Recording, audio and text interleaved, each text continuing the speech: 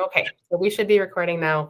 Like I was sharing, the first update is the extension of the current public health emergency order through July 15th of 2022. So that extends folks' ability to receive that emergency allotment for future benefits. States will have likely around an extra 30 days to distribute or to issue an emergency allotment benefits post public health emergency order. So what we can anticipate is that individuals will likely receive that additional benefit at least through July, likely through August. So that might be helpful to you all as you're planning as best as you can plan, I suppose, these days, any increases in folks coming through your doorways. So I think one other important factor in all of this is what we're seeing in the way of inflation and gas prices and other expenses that families are experiencing these days. So it's kind of the crisis after the crisis. I'm sure that is impacting the flow of folks coming through your lines, and maybe that's a conversation we can have after we get these updates through. But for now, the future benefit, I think, is something on all of our minds to see how long that will last, to help you, gauge the services that might be requested of you in your communities. The other benefit is pandemic EBT. So pandemic EBT was a great benefit in the 2020-2021 school year. This year, the second distribution of pandemic EBT benefits just went out Saturday the 9th, so this past Saturday. This benefit is not what it was in 2020 to 2021 because there are far fewer virtual learning days or days that students are out due to COVID. So this benefit isn't as large as it was before, but the benefit did just go out, the second issuance of the benefit, and it did total $3.4 million across the state of benefits. So it reached just over 50,000 households for that issuance alone. And that was benefits for November and December, and then any catch up if families did not receive their August through October benefits. So DHS is issuing those in waves as they were just approved for this program from the feds a couple months ago. So now they're beginning to roll out the benefits for the time period beginning in this current school year. I'll have notes all written up on this. I see some of you might be scribbling some of that down. You're able to find notes for this call on our Feeding Wisconsin website. We have a Pantry Network engagement page, and if you scroll down to the bottom, there is a notes link that is linked to all of the notes we've had for this call since the beginning of the pandemic. And I will also put the recording for this call up there as well. Those are the details I have about those two programs for now. There is work being done with DATCAP. DATCAP is working on a local food purchase agreement program. That application has not yet gone in, so DATCAP will be applying for those funds through the federal government through AMS at the USDA. If it's of interest to you all, I might ask that we have somebody from DATCAP join one of these calls to give you more information on that once they have their proposal laid out. It will,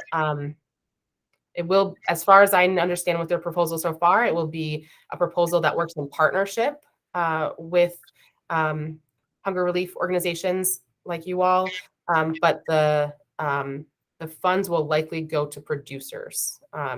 And then in exchange for those, the support that DATCAP is able to provide for that, there will be opportunities for those producers to have to link with a food pantry or food bank to get the food that they're producing with those resources out into the community. So more to come on that. That's just some of the high level information I've gleaned from DATCAP over the last few weeks, but I'd be happy to invite them to one of these calls if that's of interest.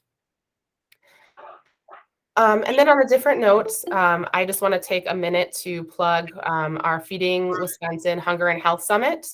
Our summit is coming up. We are in over our heads in planning at this time. The summit is going to be held at Chula Vista and Wisconsin Dells on the full day conference is April 25th and 26th with a pre-conference gathering the night of Sunday, the 24th. So if you are interested, I will share a link to our summit page, and there is still registration available through Wednesday of next week, and then we'll also have same day registration. We have some great general sessions lined up with Secretary Romansky of DATCAP joining us for our welcome remarks. We have author Katie Martin, who is the author of Reinventing Food Banks and Pantries, joining us for a luncheon keynote on Monday. And then we have folks from DHS, the Assistant Deputy Secretary T.R. Williams, and the Director of the Office of Health Equity, Dr. Michelle Robinson, joining us for our luncheon on Tuesday.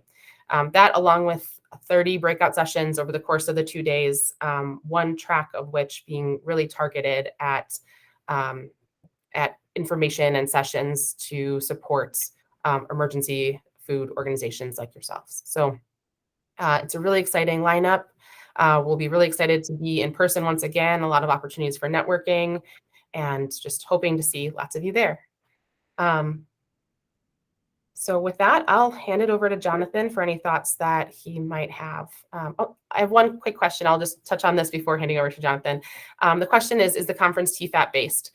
It's not. So it's a conference for, so Feeding Wisconsin, most of our food banks don't actually distribute TEFAP. So it's a conference that is meant to reach stakeholders across cross-sector stakeholders, all working to end hunger and improve health. So there's certainly a large cohort of food pantries, meal sites, residential shelters that attend every year. We also have healthcare there. We have government agencies, elected officials, businesses, food systems folks. We have producers that come, transport logistics.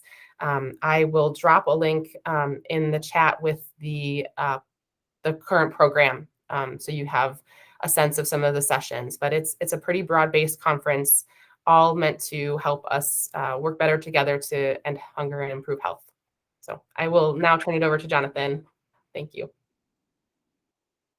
Thank you, Stephanie. Just one thing that occurred to me while you were talking, mentioning about the SNAP resources. You probably know that the Thrifty Food Plan was increased last fall by about 21% or so. And that's the basis for determining how much the SNAP benefit is per household. And it had not been increased other than for inflation for decades. And so it was really the first substantial and permanent increase in the program. Nearly, not quite in its history, but certainly since the Thrifty Food Plan was created. And so the good news about that, and you may know this already, but it's that 21% across the board increase in the Thrifty Food Plan will permanently increase the allotment of SNAP benefits that go out to Wisconsinites and to other families in other states going forward. So we're really happy for that. The emergency SNAP allocation at some point will disappear probably, but at least we'll continue to maintain that higher SNAP benefit, which is great news for all of our families who we want them to be in grocery stores to the maximum extent that they can. At some point here, I'd love to hear from you all about what you're seeing in terms of the volume of people coming to your food pantries. Stephanie mentioned this, and it's always of great interest to us to know what you're seeing in terms of the volume of service. Initially, early on in the pandemic, we saw that significant increase due to quite a bit of unemployment, very high unemployment levels. And then gradually, as more resources were released from the federal government in the stimulus and in unemployment benefits and SNAP benefits and rental assistance, we began to see a decline in demand because families were getting more resources to enable them to shop in grocery stores, which was really good news for all of us. But we're wondering as we plan our ordering, and I'm sure as the Feeding Wisconsin network does as well, we want to be as responsive as we can to what the local demand is. And so I'm be very interested later in the call. There's an opportunity to hear from you as to what you're seeing. In the overall the volume of TEFAP, certainly TEFAP has been around for 40 years. It's intended to supplement the resources that you all are getting from Feeding Wisconsin, from your local food, from your local donations, your local purchases, products that are grown locally, and so forth. In the beginning in about 2019, that volume got very substantial. The trade mitigation foods that were released nationwide that went through the TEFAP program, doubled and actually even tripled the volume of food that we were distributing.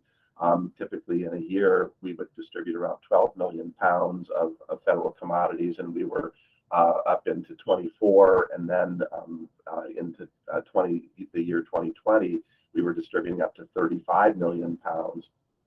We settled back down to about 24 million pounds last year, and we're now, kind of in the vicinity of around, 17 to 20 million pounds. It's hard to know exactly what that number will be because USDA makes purchases based on other factors, and we aren't always informed ahead of time what those will be. But it does look like we're going to be, probably in the vicinity of around 18 million pounds, about 50% higher than our more kind of normal historical volume of the program. That, of course, trade mitigation foods have ended. The pandemic assistance programs, they may be familiar to you by name, or they may not be. They're FFCRA, CARES, COSA. These were all funding streams that were provided during in 2020 and in 2021 to help you all respond to pandemic circumstances, and those have ended, and we're now looking at like I say, that a reduced volume, but we have been given some of the BBB foods, the Build Back Better foods, while the full national legislation that was Build Back Better did not pass. These particular resources did, and it's providing quite a bit of additional food to Wisconsin. And particularly, you'll be noticing the produce boxes and the fresh milk are coming out to TEFAP outlets through that BBB funding. We're really happy to be able to offer those produce boxes. It's the first time that we've done that. I know there have been some challenges with it. Hasn't always gone as smoothly as we'd like, but we have heard quite a bit of feedback that folks seem to really enjoy it. I'd certainly be interested in any feedback that you have as well. We've only been able to do this too in partnership with Feeding Wisconsin. Feed My People, St. Croix Valley Food Bank, and Feeding America Eastern Wisconsin have helped to distribute those perishable foods to TEFAP outlets in the areas that they serve. And then a number of community action agencies are also taking them directly and distributing them in the counties that they're serving. And so this partnership between the CAPS and Feeding Wisconsin has really enabled us to get more of these perishable foods out to the network. We're really happy to do that. Historically, going back decades, TEFAP has not received a lot of perishable products, and now that we're beginning to get these and being able to move them more, having this partnership that can get them out to families, out to the network more rapidly has really been really important and extremely valuable. We were able to do it several years previously, but not, I think, with the reach that we're having now. So that's just some of the the things I wanted to mention. If you've got feedback on any of that for us or anything you want us to know, we're certainly interested. And would like to know what what you're seeing locally, whether the demand is flat, is declining, is rising. It's hard for us to predict exactly where it's going. We are seeing a general contraction in the volume of federal resources that are flowing out to communities, but the SNAP benefit, of course, will continue, as I mentioned. But and we are. WSCAP is involved, as many of you may know, in helping to distribute emergency rental assistance to households. That's going to be continuing to go out in substantial amounts, several hundreds of millions of dollars that are going out that way. We've recently started a Help for Homeowners program that the governor's office has funded to help individuals that are in arrears with their personal property taxes and with their mortgages, and in the goal to prevent evictions of homelessness. And we're getting quite a number of calls in that area. All of these resources work together. All of it, when helps to relieve hunger. We can help people pay rent, if we can help them pay mortgages, if we can get them health insurance. As you know, all of this works together to improve a household's food security. I want to make sure that we're also moving information through the emergency food system out to the families that you serve, and that they're aware, of these resources as well. I don't think we've done that with the homeowners assistance program yet, but they're still ramping that program up. But at a point, I'd like to make sure that we get that information out through you all as well. So that's mainly what I wanted to share. Just a quick comment that we miss Kitty terribly. It's we're really missing her a lot. I work with her every day, and she's just a gem for a friend, and a gem to the service that she provided to Wisconsin families, and she does have a memorial service that's going to be coming up that Stephanie can share with you if she hasn't already. That those of you who knew her might want to join by Zoom or in person as you care. And lastly, let me say thank you for what you're doing. This is something I learned from Kitty is how much and how often she told people thank you, and how very much she appreciated the work that you do. This pandemic period has been crazy. Our politics are difficult, but through that all, the work that you're doing, the work that your volunteers and your staff are doing, that your donors and your communities are doing, your businesses are doing to help support this, goes on. And it continues, and it is just so deeply appreciated. It's the spirit of Wisconsin. It's the spirit of our communities, and it's such a thrill to see that in action through your hands and your work. And I just thank you so much for that.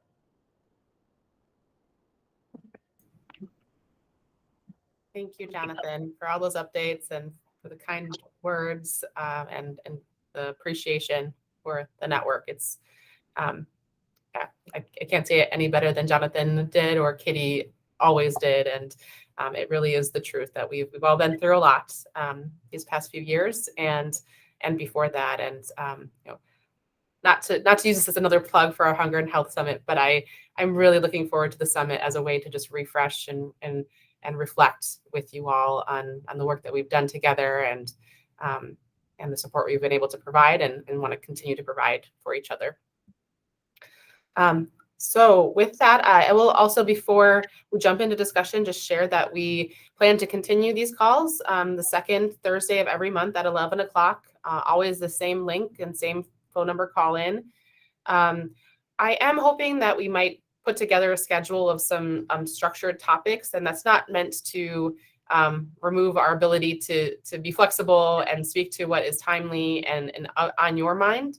But I also want to make sure that we are touching on topics that matter to you. So if you have any topics that you'd like for us to schedule for calls in the future.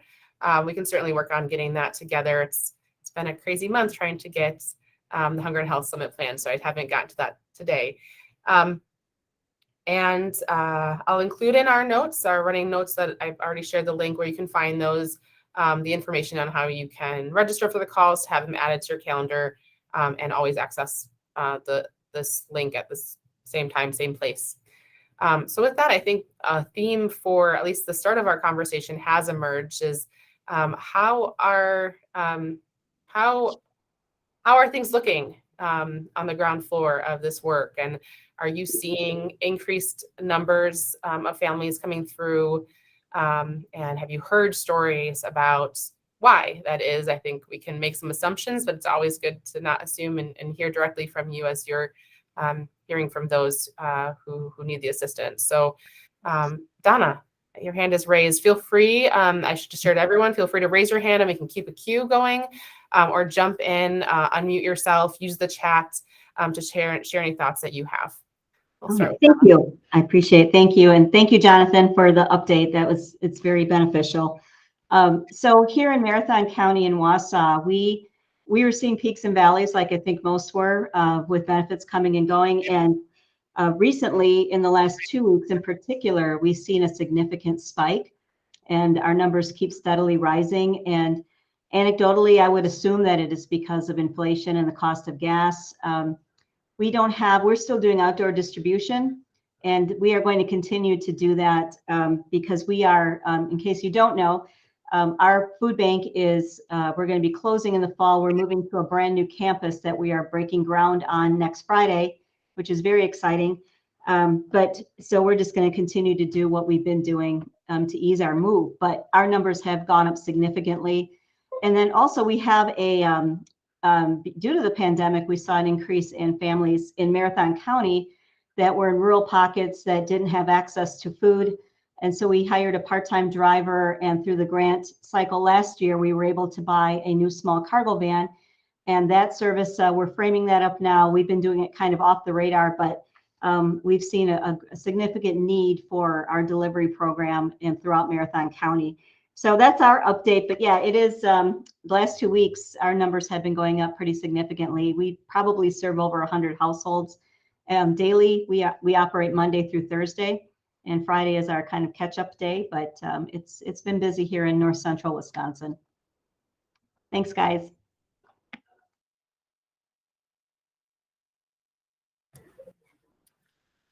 And here in Madison, I'm at the River Food Pantry. Yes, I mean, like Donna was saying, kind of the ups and downs.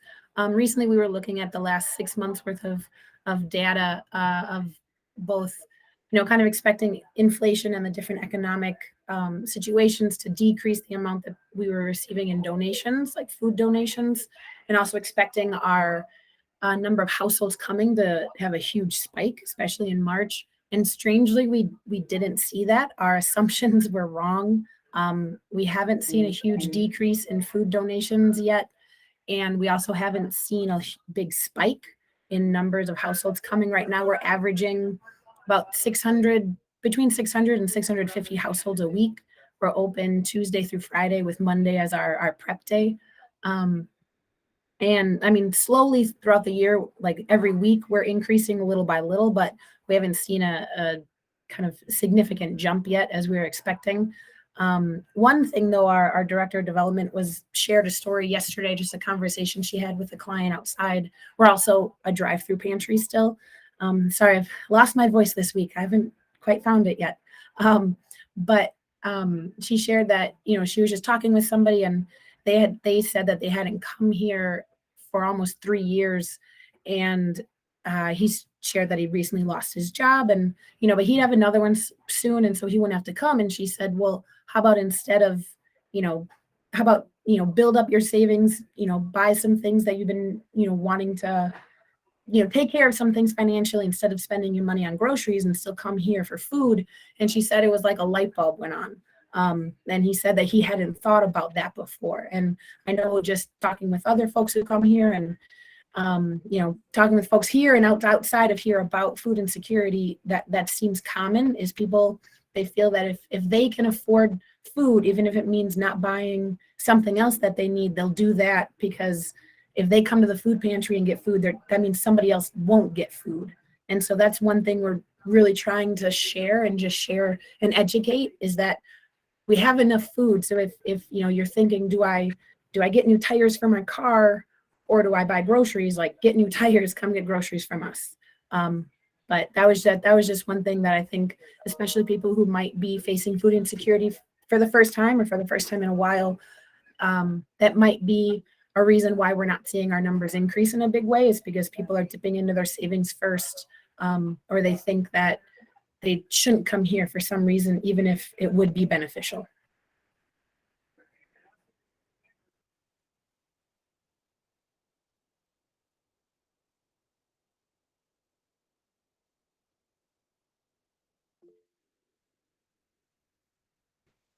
Yes. Sarah, your hand is raised. This is Sandy from Violet's Food Pantry in Eagle River. It's my understanding that there are some pantries that are opening their doors to the public for in-house shopping, and we were wondering how that is going, or is it recommended? Also, I have a question about the PPP. I was under the assumption that I had to email Cassie with those numbers, and now it seems that there's some place on the website that we're supposed to use. Can you tell me what that is?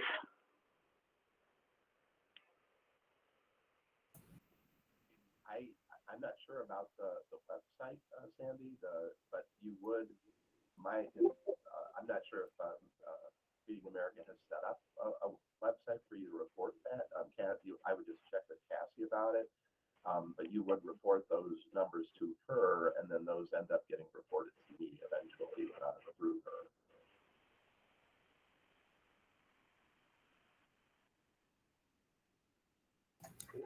And Sandy, so I would agree. And Cassie's going to be your best resource on that. The other point about reopening for choice shopping, I think this is a topic that comes up on each of these calls.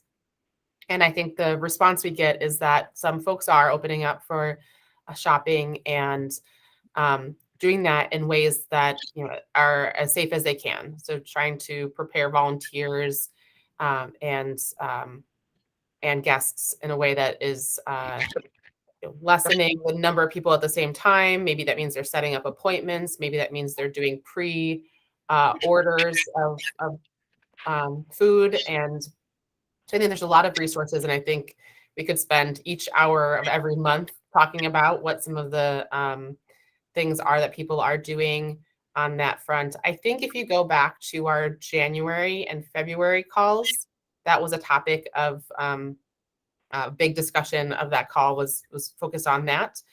So feel free to listen in on that. And I do think we'll continue to have that conversation come up. Jonathan, can you remind me of the TEFAP recommendations at this time? I'm actually not sure. Jennifer is the one that manages that, and I'm not. I think that this afternoon we have a TEFAP regional meeting at 2:00. I think she's going to update folks on what those standards are. Yeah. So as far as I know, I think it's always recommended to follow your local county health department's recommendations and work with them. I think that's been Jennifer's response, is that work with your local county health department and let them help you make sure that what you are hoping to do is done in a safe way. And I think our February call, I remember being really impactful to me because there was a conversation that we had as a group about what are the guests saying about this. And I was surprised to hear from you all that for those of you who have done surveys, a large number, in the way of 70 to 80% of folks that you're serving currently, are interested in staying with drive-up distribution. So I think the takeaway with that is there's no going back to how we did things completely before, but finding a way to serve folks as they want to be served is really important. So if we can find ways to embed choice within a drive-up model, or offer shopping for those who want that, and also offer drive-up for those who might have mobility issues or time challenges. I remember one person specifically on this call had mentioned the really important message that, you know, what COVID has taught him, and now has taught me through him saying this, is that we need to respect folks' time in different ways than we have before. And I think that really hit me hard, that you know, I think the ways that we have operated in the past have oftentimes meant really long lines. And are there ways that we can support people in getting the food that they need in a way that doesn't take up 2 hours of their time at a mobile distribution or something like that? So I think our network, is in a position to reflect on these last 2 years and what this has meant for us, and understand how we can, you know, begin to come up with ideas and new solutions to how we can do these things together better. So, you know, operate safely, but also consider what people might want to have happen, and also embed choice as we had in the past. So there's a few folks with their hands raised. We'll go to Sarah next, and then Mark Thompson. Good morning. Yep, still morning. I just wanted to report on Westchester County. Other places may be unwinding from COVID, but that's definitely not our experience. We still have a vaccination rate lower than 50%. We will continue the drive-through model precisely as you said, because it is respectful of time, and somebody can use the pantry effectively for in a half an hour, as compared to sometimes 3 or 4 hours waiting to get into shop. So we are serving about 860 households per week. That's on 2 distribution days, Tuesday and Friday. And then one other thing we learned from our experience with COVID was that we do a better job of reaching our customers by doing mobile pantries at different locations. So once a month, we go to 4 different locations on outer edges of the county. I'm moving my hand like you could see it. And we are serving, last week or last month was about 1,700 families at those combined 4 locations. It has been as high as 2,500. We are expecting a spike after Easter, frankly, because of gas prices. So that's where we are.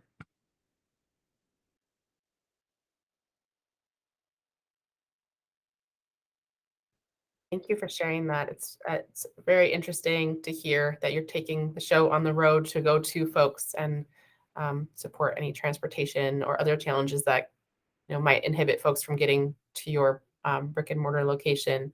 Thanks for sharing. Mark. Yeah, thank you, Stephanie. I wanted to just report, I just ran a couple of data points here, and since the beginning of the year compared to the same time last year, we have seen about a 30% increase here in the Sun Prairie area, and we serve the surrounding communities. We don't have any boundaries. But if we just look at the month of March, the increase has been closer to 40% in terms of usage when you compare it to last year.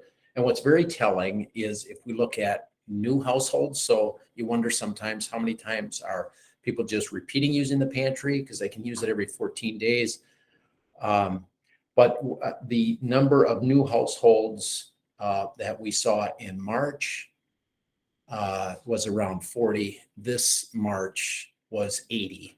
So those are new clients coming in that have not used the pantry before. So we're seeing folks that obviously are feeling the pinch, not used the pantry before, and are now coming in. So we're glad for that, and we continue to try to do more outreach to get people to come and use this as a resource.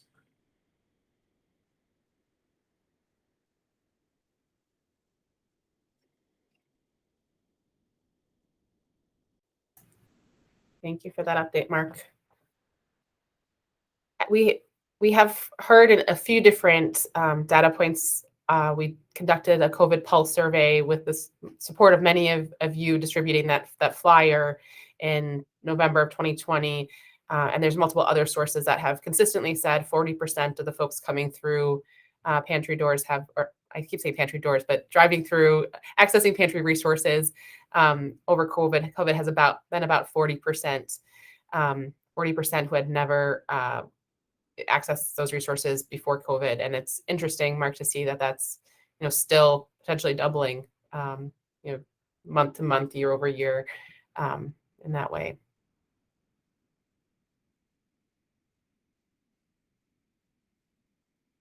Any other report outs? How are you all doing? What are you seeing?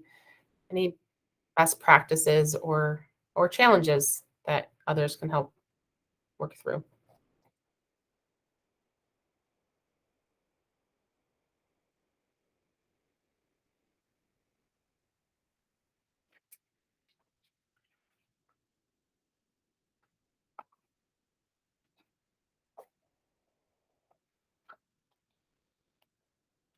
I will also share that, again, another plug for the summit. It's so top of mind for me, so I apologize.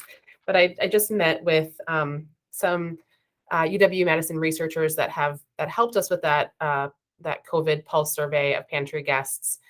They recently did a couple focus groups, 4 across the state, and I'm sure some of you participated in those. So thank you for participating. And they had some, interesting findings that I think, even though you all are in it, would also find to be interesting. I think, their biggest takeaway is that no one pantry is the same as any other pantry. And I think we all know that you all are, there's certainly consistency in what you all do, but you all are meeting the needs of your local communities in the way that's best for them. And they had some, interesting learnings from those focus groups as it relates to the questions we asked in the pulse survey, but they'll be reporting that out at the summit. They'll be doing a session and we'll record it. But if you are attending the summit, that will be Judy Bartfeld at UW Extension in Madison, and Amy Hilgendorf will be reporting out on that. And they shared some interesting stuff that I, that I'm really excited to hear, but did not have a handle on myself, and understanding that out of those calls, there was also a conversation about increased immigrants coming through pantries. And I think they attributed that to a few things. Maybe those folks might not have had access to the stimulus or pandemic EBT or other, public benefits. And also maybe additional culturally relevant foods that you all are offering has made that more possible or more welcoming for them. And then also the shift in the federal public charge that maybe some fear has decreased around accessing resources.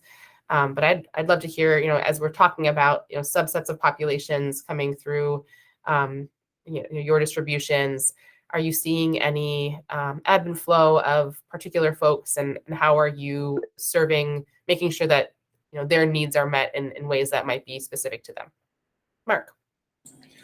Yeah, I'll mention something that we're doing in Sun Prairie that seems to be working for us in terms of outreach to our Latino families. And I think we all know there's reluctance sometimes, people who are, whether they're refugees or immigrated to this country, they don't have the proper documentation. They're nervous, they're scared, they don't understand the language. And we are partnering with a nonprofit in Dane County, Centro Hispano. And basically we're working with an individual who is doing the outreach with Hispanic families, and he's doing the intake, getting all the information. And basically the way we've worked it out is to say, you keep it, you have it. If we're audited, we need it, we'll get it, but it remains with you. You can tell your clients, this is how it's working. We actually have we give them a card then that doesn't have any identifying information, and they come to the pantry, and it's worked pretty well. In fact, some of the shifts that I've worked anecdotally, I've seen a third to half of the people that are using our pantry are people who are Spanish speaking only. So there is a lot of need out there, and that was just a way in which we were able to get it. And it seems so far, we haven't been doing it too long, for about a couple of months. It seems, our ability to serve the Latino community has increased significantly in this area. So for what it's worth. That's a great partnership to lift. Yeah, that's a great idea.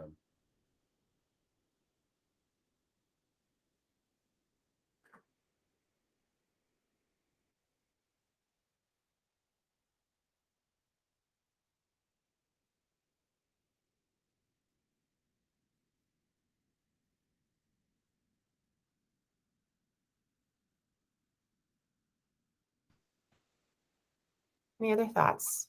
Jonathan, please jump in if you have questions or. Yeah. Well, Yvonne, I see you up there. Tell me what's happening in Lakeshore's area in terms of pantry demand. Do you have anything on that? You serve a pretty big area there.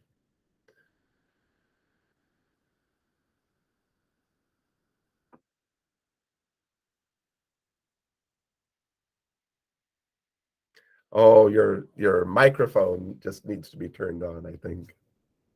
There should be a little mic in the center left button. Not sure if that's working for you.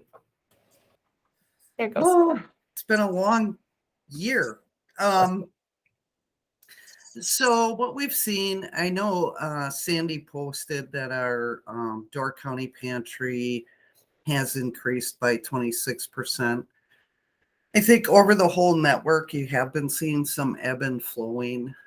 Some people's numbers are down, some people's numbers are up, and it just kind of is all over the place.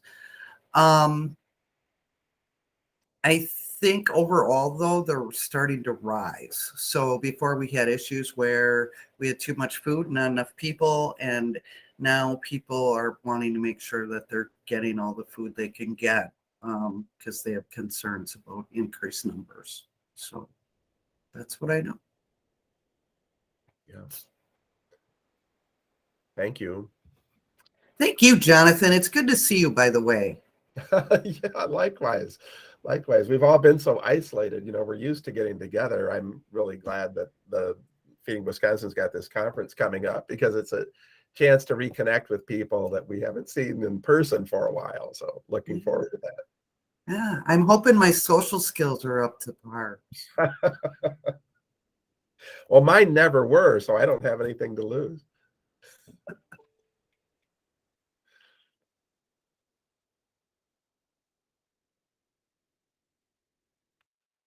Well, just a quick mention too. I think you may know that DHS and Feeding Wisconsin and Hunger Task Force in Milwaukee and WISCAP and UW-Madison got together on a grant application. Stephanie might have mentioned this at another point, but we submitted a grant application to increase the number of TEFAP outlets in rural and remote and in underserved communities. And we haven't heard word yet from USDA as to whether we received that grant, but we're certainly hopeful that we did. And it's about $700,000. And UW-Madison would look, over a period of months to try to identify some areas of the state that are underserved and that lack access to the federal commodities. And then we would spend a period of time trying to work with the local the agencies coordinating that area to bring those additional providers on board. And then Feeding Wisconsin and Hunger Task Force would provide additional technical assistance to those pantries as needed. These could be new outlets. They could be existing outlets that would like to receive commodities. And there's a second round of this grant that will occur later on that might, and it does include some infrastructure dollars. And so we'll see. We're hopeful that we'll be able to identify some areas where we could be doing a better job of getting the federal commodities out there. And so we're at the moment just kind of waiting to see whether we've been approved for the grant. So if you know of areas in your service territory is where you think somebody would be interested in accessing commodities, let us know, and we'll make sure that that area is looked at.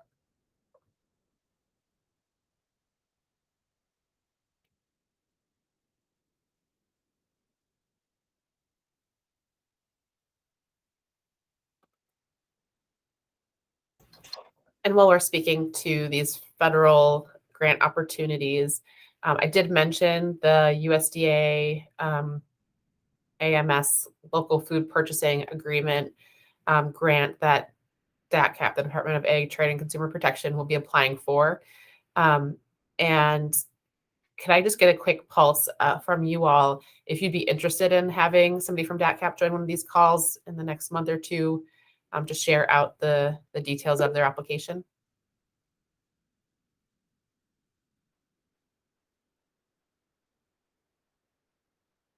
Couple yeses, new thumbs up, thumbs down. Could have somebody join for maybe 10 minutes and just do a report out and answer any questions that you all might have if helpful. I think it's interesting how all of these programs will overlap or hopefully work together as we're thinking about the need for infrastructure, the need for producer support to get the food that we need into our network and so on, and the assessments and all of that. I think it'll be important for us to help DHS and DATCP to align these kind of grants to best serve communities. I saw a hand raised and then I missed it. Somebody take their hand down, maybe. Feel free to jump in if you did.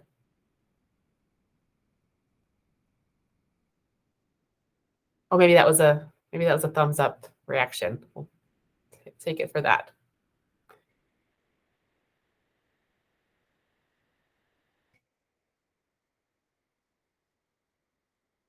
All right. Any other last thoughts?